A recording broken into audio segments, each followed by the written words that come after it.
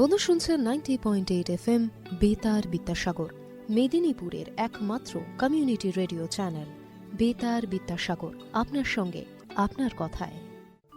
কৃষি সংক্রান্ত নানান কথা, প্রশ্ন আপনার, উত্তর দেব আমরা। কৃষিক্ষেত্রের নানান খুঁটিনাটি তথ্য নিয়েই শুরু হচ্ছে আমাদের অনুষ্ঠান ম্যাটিক্স কৃষি পাঠশালা। নমস্কার বন্ধু, গুড আফটারনুন, শুভ অপরাহ্ন। শুনছেন 90.8 FM বেতার বিদ্যাসাগর। সকলকে জানাই আরও একটা নতুন দিনের শুভেচ্ছা। প্রতিদিনের মতো আজও রয়েছি সকাল 11টা থেকে বিকেল 4টে পর্যন্ত টানা 5 ঘন্টা বেতার বিদ্যাসাগরের রেডিওর এপারে আড্ডার আসরে। এখন ঘড়িতে বাজে ঠিক বেলা 1টা, আর সময় হয়ে গিয়েছে বেতার বিদ্যাসাগরের কৃষি সংক্রান্ত বিশেষ অনুষ্ঠান ম্যাটিক্স কৃষি পাঠশালায়। ম্যাটিক্স ফার্টিলাইজার্স ও কেমিক্যালস লিমিটেডের প্রস্তুতি কৃষক ভাই ও বন্ধুর জন্য কৃষিক্ষেত্রে বিশেষ বার্তা। স্বাস্থ্যকর মাটি, স্বাস্থ্য ভারত। প্রিয় কৃষক ভাই ও বোনেরা, ম্যাট্রিক্স ফার্টিলাইজার অ্যান্ড কেমিক্যালস লিমিটেডের পক্ষ থেকে আমরা আপনাদের সকলকে উষ্ণ অভ্যর্থনা এবং শুভেচ্ছা জানাই। বন্ধুরা, matrix fertiliser and chemicals limited Paschimbanga রাজ্যের পূর্ব বর্ধমান জেলার পানাগড়ে অবস্থিত একটি ইউরিয়া উৎপাদনকারী সংস্থা। ম্যাট্রিক্স প্ল্যান্টটি পশ্চিমবঙ্গের প্রথম এবং একমাত্র ইউরিয়া কারখানা। আপনারা সবাই জেনে খুশি হবেন যে মাটি পরীক্ষার জন্য কোম্পানি কর্তৃক একটি ভ্রাম্যমাণ মৃত্তিকা পরীক্ষাগার স্থাপন করা হয়েছে, যা সমগ্র বাংলায় তার পরিষেবা প্রদান করে। এর পাশাপাশি কৃষকদের চাহিদা অনুযায়ী সংস্থার দ্বারা অন্যান্য নতুন পণ্য উপলব্ধ করা হয়, যার মাধ্যমে আপনারা সকলেই আপনাদের চাষে আরও বেশি ফলন এবং মুনাফা পেতে পারেন। আজকের ম্যাটিক্স কৃষি পাঠশালায় শুনবেন জল সংরক্ষণ এবং জৈব সারের প্রকার, অর্থাৎ water conservation and types of organic fertilisers সম্পর্কে অনুষ্ঠান। প্রথমেই শুনব জল সংরক্ষণ সম্পর্কে কিছু কথা। অতিথি ডক্টর দিব্যেন্দু সাঁতরা।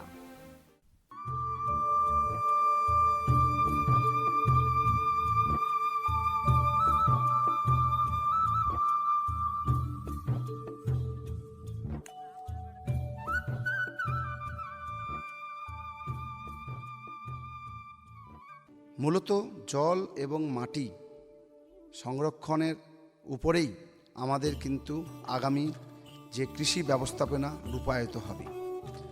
বিশেষ করে অসেচ এলাকা, যেখানে রেড অ্যান্ড ল্যাটেরাইট জোন যে হয়েছে আমাদের, সেখানে জলের অপ্রতুলতা, বৃষ্টিপাত অনিয়মিত, সেই সব জায়গায় চাষাবাদের অনেক অসুবিধা রয়েছে। সেই কারণে আমাদের এই এলাকাগুলোতে বৃষ্টির জলকে যত বেশি পরিমাণে সংরক্ষণ করে সেই জলকে সেচের কাজে নিয়ে সেচের প্রয়োজনে লাগানো, এটাই হচ্ছে আমাদের আগামীর পরিকল্পনা। সেচের কাজে লাগাতে গেলে প্রথমত আমাদের যে বৃষ্টির পরিমাণ, বছরে মোটামুটি 1400 থেকে 1500 মিলিমিটার বৃষ্টিপাত হয়, কিন্তু সেই বৃষ্টিটাকে আমরা ধরে রাখতে পারি না। সেই বৃষ্টি গড়িয়ে গড়িয়ে খাল নালা দিয়ে আমরা সাগরে প্রবেশ করে, কিন্তু সেই জলটাকে যদি ওই জায়গাতে আমরা ধরে রাখতে পারি, তাহলে সেই জায়গার জলটাকে দিয়ে আমরা ওই এলাকার যে জমি আছে সেই জমিগুলোকে চাষাবাদ করতে পারব। মাটি সংরক্ষণ যেটা বলি, যে মাটি আমাদের 1 ইঞ্চি মাটি তৈরি করতে প্রায় 500 থেকে 1000 বছর সময় লাগে, কিন্তু মাটি ক্ষয় হতে 4 থেকে 5 বছরের মধ্যে ক্ষয় হয়ে যায়। কিন্তু এই মাটিটা আমাদের যে মাটির উপরিভাগের যে 1 থেকে 2 ইঞ্চি মাটি, এই মাটিটা সবচেয়ে উর্বর মাটি এবং মূল্যবান মাটি। আমরা যদি জলকে ঠিকমতো রাখতে না পারি, মাটিকে যদি ঠিকমতো গঠনটাকে আমরা ধরে রাখতে না পারি, এবং তাহলে কী হবে, বৃষ্টির জলের সঙ্গে ধুইয়ে ওই উপরিভাগের যে মাটিটা, সেই মাটি বিভিন্নভাবে ক্ষয় হয়ে নালা, নদী নালা হয়ে সমুদ্রে গর্ভে চলে যায়। যার ফলে কি হবে, মাটির যে আমাদের জমির উপরিভাগের যে সমস্ত উর্বর মাটি, সেই মাটিটা আমাদের পাবো না। পরে ওই মাটিটা বন্ধা হয়ে যাবে, সেখানে চাষাবাদ হবে না। তাই আমরা ভূমি সংরক্ষণের যে বিভিন্ন উপায় আছে, যান্ত্রিক পদ্ধতি আছে এবং জৈবিক পদ্ধতি আছে, সেই পদ্ধতির মাধ্যমে আমরা ওই এলাকার যে সমস্ত মাটি আমরা সংরক্ষণ করতে পারি। প্রথমত এই মাটি যে স্লোপ এরিয়া, যেখানে স্লোপ আছে 2 থেকে 3% স্লোপ, সেই সব জায়গাতে আমরা আড়াআড়ি আলবান দিয়ে ওই মাটিটাকে রক্ষা করতে পারি। কারণ বৃষ্টির ফলে কী হবে, যখনই জল ওখানে জমবে, সেই জলটা যতক্ষণ না বাঁধ উপচাবে তাহলে পরের যে প্লটটা সেখানে যাবে না, যার ফলে কি হবে, ওই মাটির যে উপরিভাগের যে উর্বর মাটিটা ওটা কিন্তু অন্যের জমিতে যাবে না। তাই আমাদের একটা স্লোগান আছে যে যার মাটি মানে তার জমিতে এবং যার জল যার মাটিতে, যেন রান অফ ওয়াটারটাকে আমরা ওয়াকিং অফে পরিণত করি, মানে হাঁটিয়ে হাঁটিয়ে নিয়ে যাওয়া।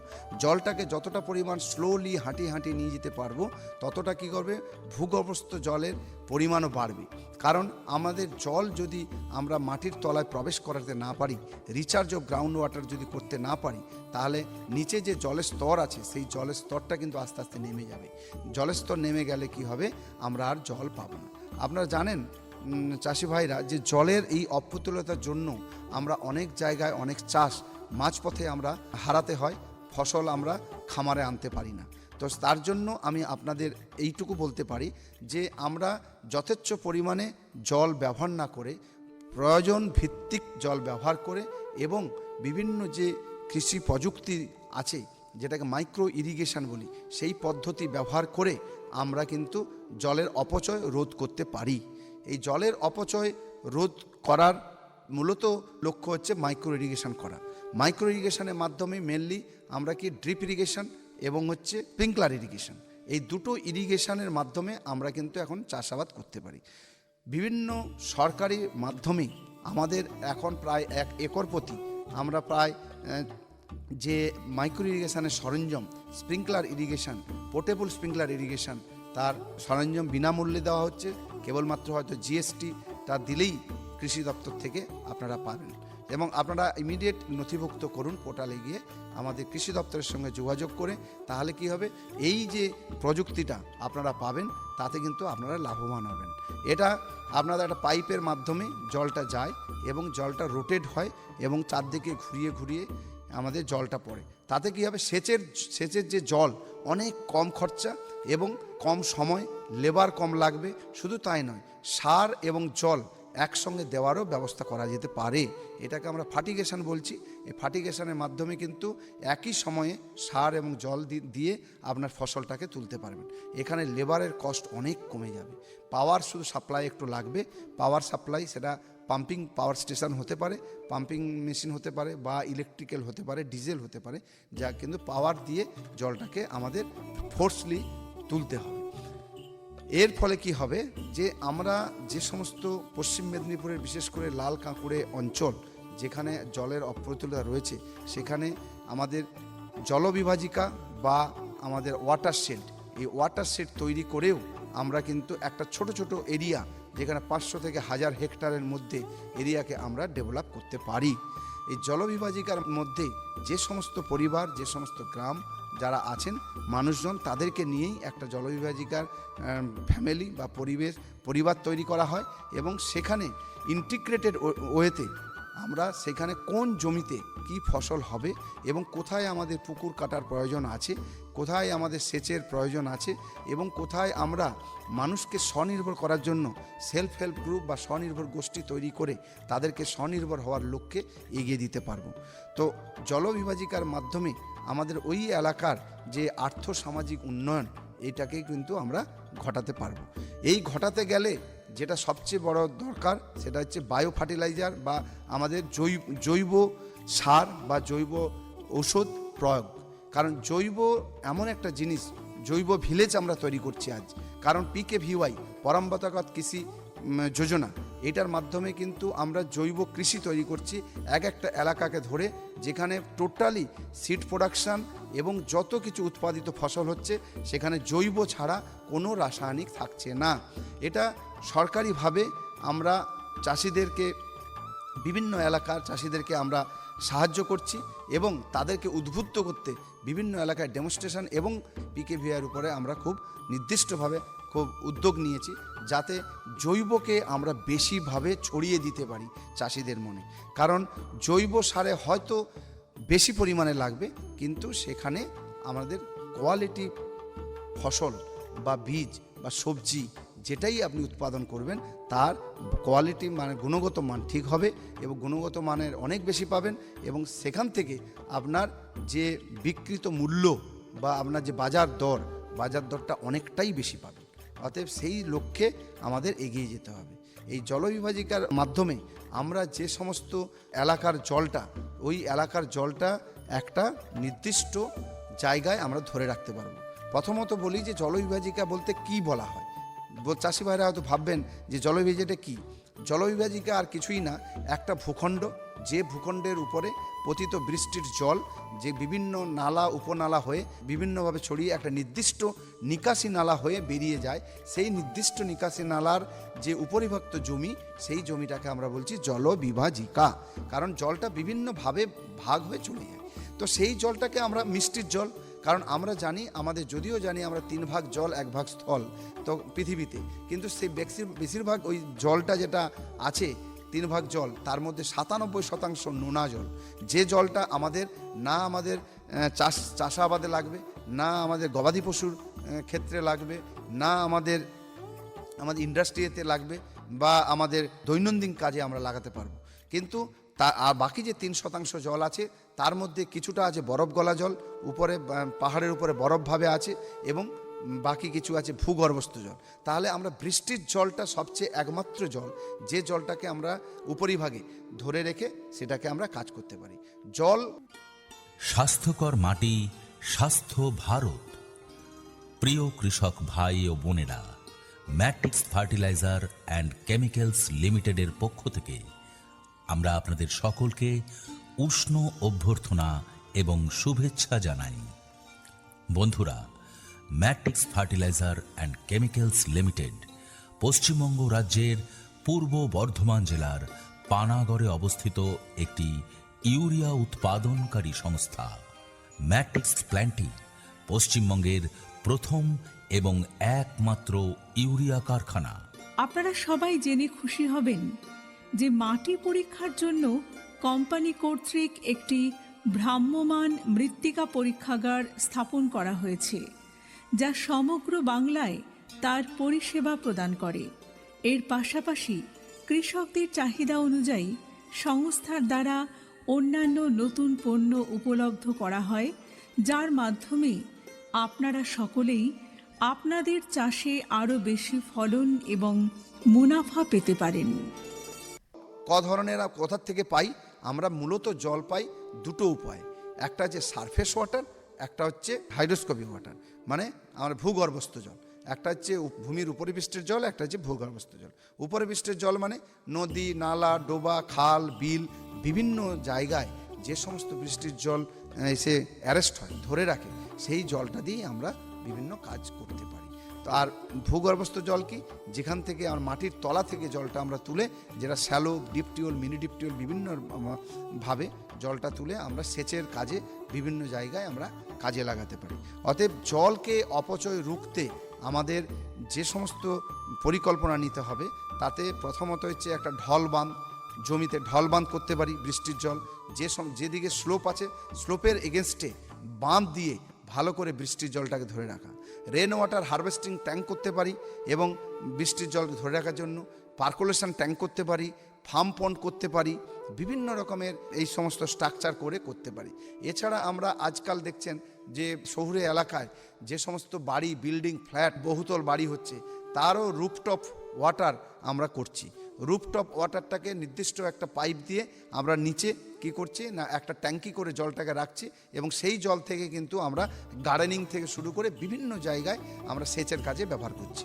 তাহলে এই যে জলকে ব্যবহার করা, জলটার যে অপচয় রোধ, এবং জলটা এতটাই মহামূল্য যে জলকে আমরা মানে মনির মতো রক্ষা করব, জলটা অপচয় আমরা বন্ধ করব।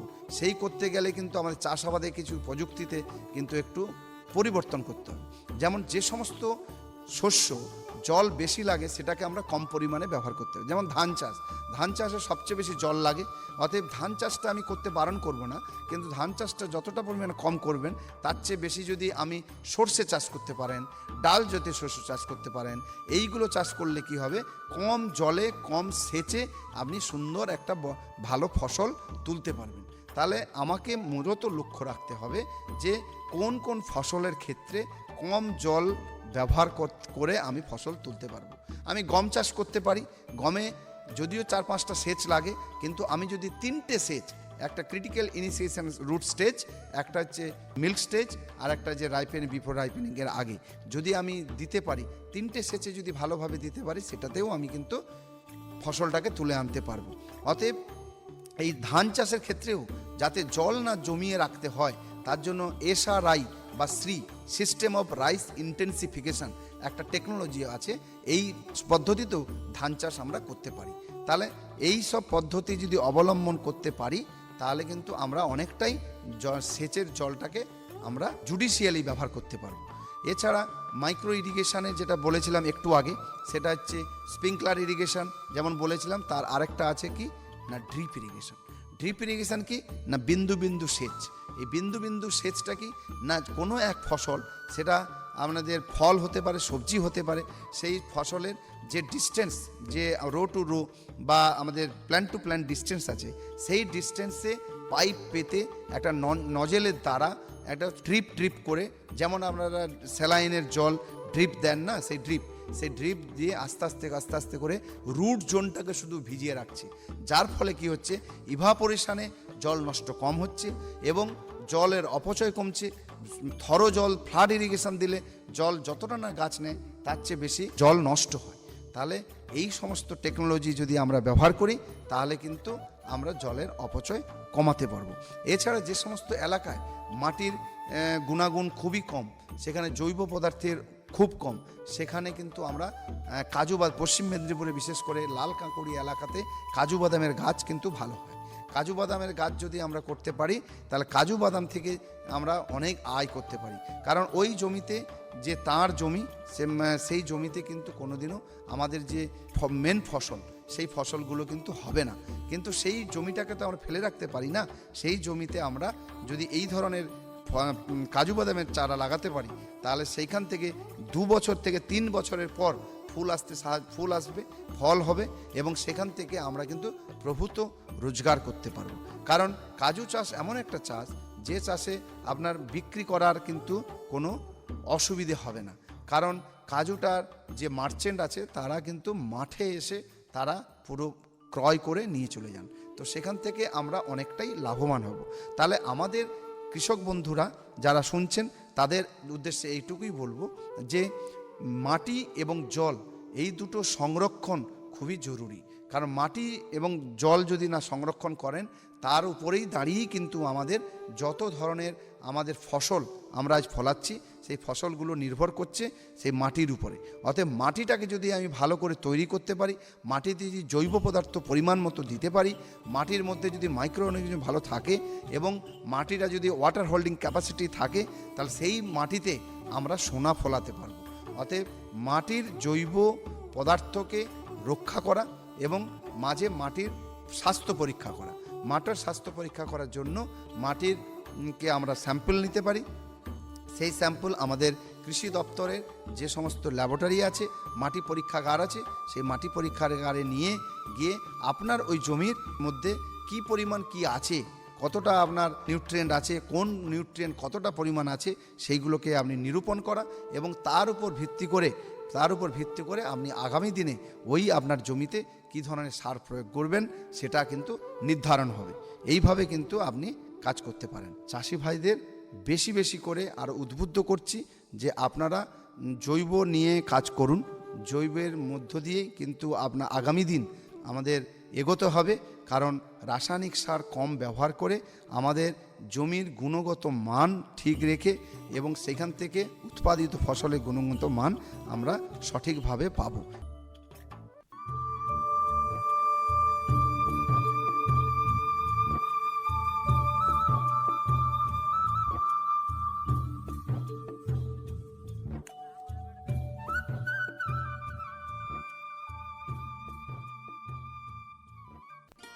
স্বাস্থ্যকর মাটি, স্বাস্থ্য ভারত।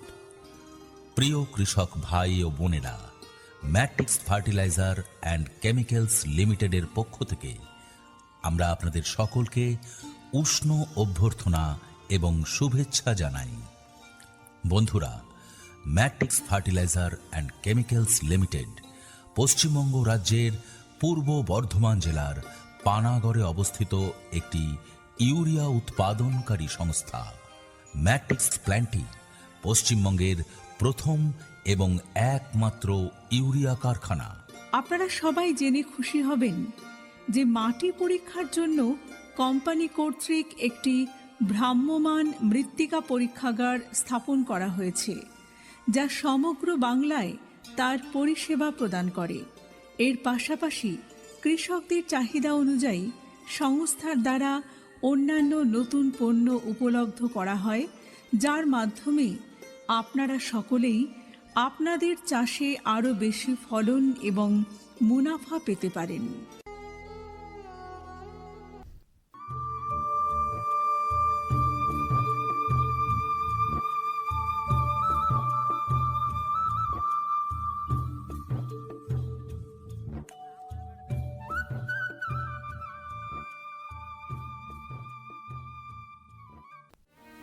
এতক্ষণ শুনছিলেন ম্যাট্রিক্স কৃষি পাঠশালায় জল সংরক্ষণ সম্পর্কে অনুষ্ঠানের প্রথম পর্ব। এবারে চলে যাব আজকের দ্বিতীয় পর্বে। শুনবেন জৈব সারের প্রকার, টাইপস অফ অর্গানিক ফার্টিলাইজার্স সম্পর্কে নানান কথা। অতিথি মিস শ্রেয়সী রয়।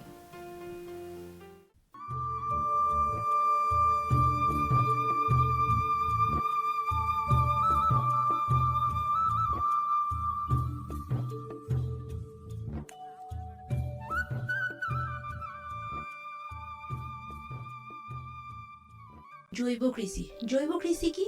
জৈব কৃষি হলো গিয়ে পুরোপুরি এক ধরনের কাজের ব্যবস্থা, যেখানে কিনা কোনো ধরনের আমরা বাইরের থেকে সিনথেটিক প্রোডাক্ট, মানে যেটাকে ফ্যাক্টরিতে বানানো হয় বা কিছু যেটা নেই, যে আমাদের প্রকৃতির কাছে ছিল না, সেই সমস্ত আমরা কৃষিকাজের মধ্যে ব্যবহার করব না।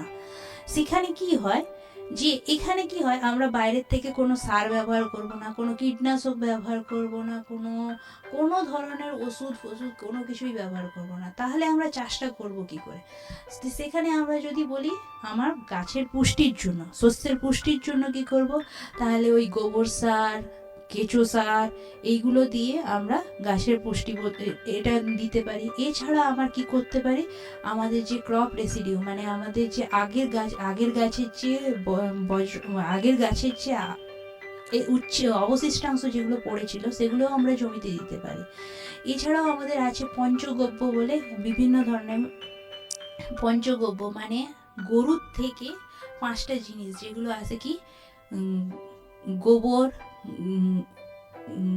গোমূত্র, আর হলো গিয়ে দুধ, দই, ঘি, আর এছাড়া কলা ফলা, এই সমস্ত দিয়ে মিক্সড করে এটাকে প্রায় 15 থেকে 1 মাসের মতো পচিয়ে আমরা যে লিকুইডটা পাই, সেই লিকুইডটাকেও কিন্তু লিকুইডটা খুবই মানে আমাদের ওর মধ্যে কিন্তু প্রচণ্ড পরিমাণে NPK যারা থাকে তার পরিমাণ কিন্তু খুব বেশি থাকে, আর এর মধ্যে সমস্ত কিছু প্রেজেন্ট থাকে। তো এটা যদি আমরা দিতে পারি, এটাও কিন্তু আমরা স্প্রে করে দিতে পারবো। তাহলে কি হবে, আমার এই যে বাইরের থেকে যেটা, বিশেষ করে যেটা আমার কেমিক্যাল ফার্টিলাইজারের যেটা একটা ইমিডিয়েট দরকার ছিল, ওটাই কিন্তু এই কি বলে পঞ্চগব্য, এই সমস্ত লিকুইড মিনারেলস, লিকুইড সার যেগুলো আছে, তরল সার যেগুলো আছে, সেগুলো কিন্তু দেওয়া যেতে পারে।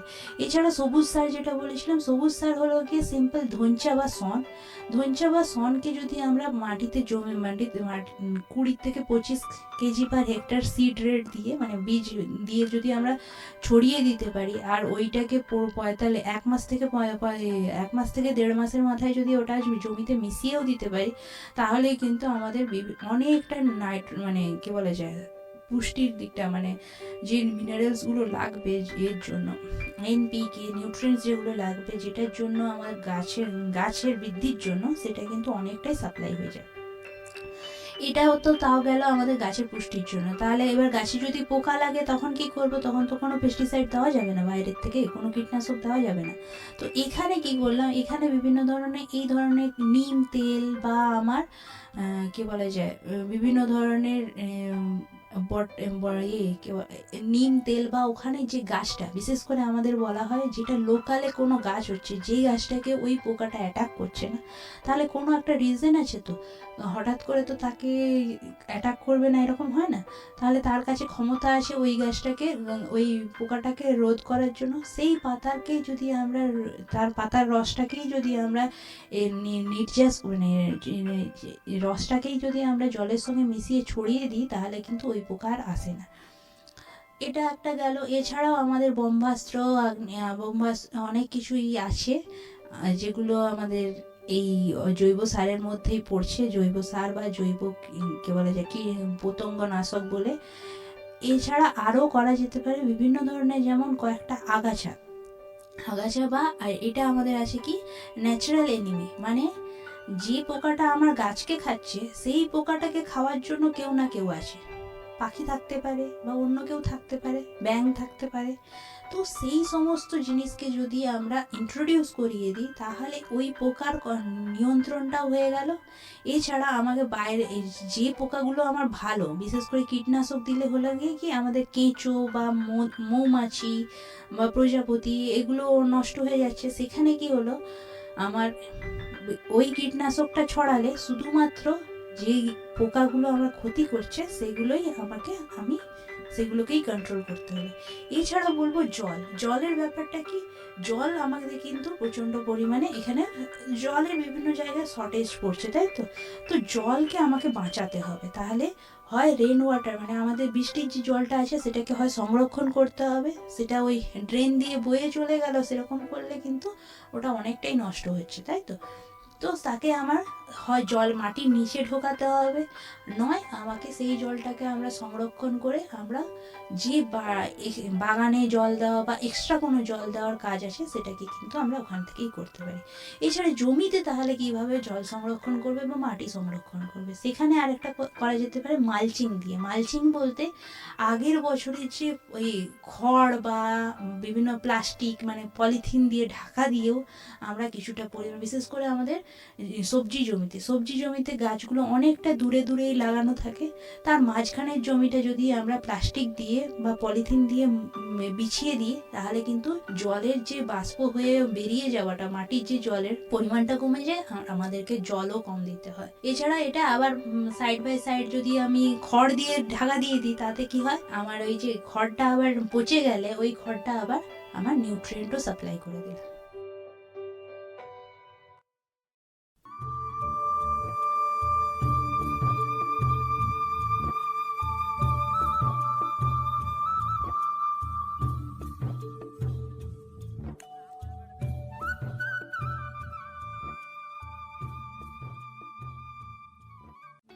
বন্ধু শুনছেন 90.8 FM বেতার বিদ্যাসাগর, মেদিনীপুরের একমাত্র কমিউনিটি রেডিও চ্যানেল বেতার বিদ্যাসাগর, আপনার সঙ্গে আপনার কথায়। বন্ধু শুনছেন 90.8 FM বেতার বিদ্যাসাগর, মেদিনীপুরের একমাত্র কমিউনিটি রেডিও চ্যানেল বেতার বিদ্যাসাগর, আপনার সঙ্গে আপনার কথায়। এতক্ষণ শুনছিলেন ম্যাটিক্স কৃষি পাঠশালা, ভারত সরকারের রসায়ন ও সার মন্ত্রকের উদ্যোগী ম্যাটিক্স ফার্টিলাইজার্স ও কেমিক্যালস লিমিটেডের প্রস্তুতি কৃষক ভাই ও বন্ধুর জন্য কৃষিক্ষেত্রে বিশেষ বার্তা। এই ধরনের অনুষ্ঠান আরও শুনতে কানে রাখুন বেতার বিদ্যাসাগর 90.8 FM প্রতি মঙ্গল, বুধ এবং বৃহস্পতিবার ঠিক বেলা 1টায়।